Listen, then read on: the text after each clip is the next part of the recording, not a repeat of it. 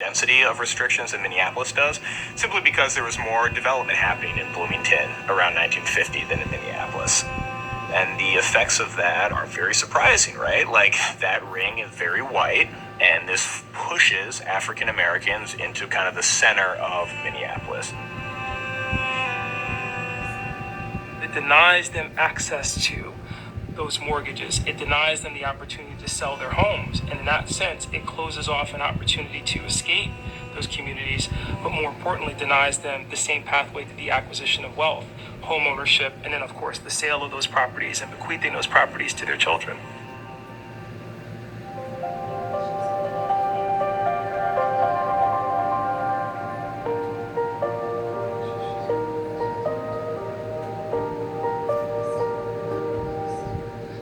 My dad, at Tilson would have open houses on, I think it was on 41st and 4th was the model home. It was something to behold because as a kid you don't really understand what this desegregation meant or what segregation really meant and redlining. You didn't really know, but you saw people come in who knew what that meant. And in fact, I think the spokesman billed the Tilson Build Homes as possibly the first open housing event in the nation.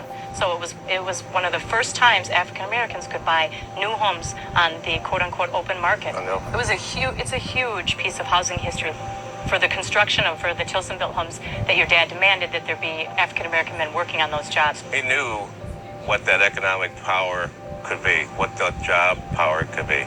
And he did insist on his contractors bringing people of color to the job. And it was extremely, extremely important to him. And I think the fact that it started here, again, is something unique about Minnesota. At the same time, the disparities that we have now don't support that it was continuing. No, it didn't carry out throughout the whole community, that's for sure. The city, yeah. Right. It wasn't citywide. And so there is some significant divide that still lasts.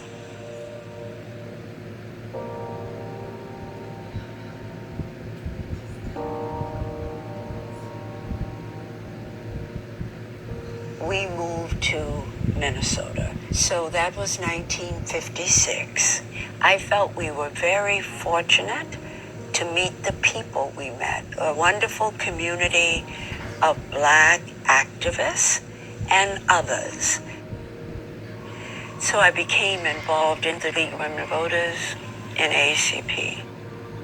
We were very much involved in issues dealing with employment opportunities, education for our children, housing discrimination. If you are wondering what the Fair Housing March is all about, we are attempting to get a fair housing bill passed in the state of Minnesota now. I was wondering if you would contribute something to the Fair Housing March.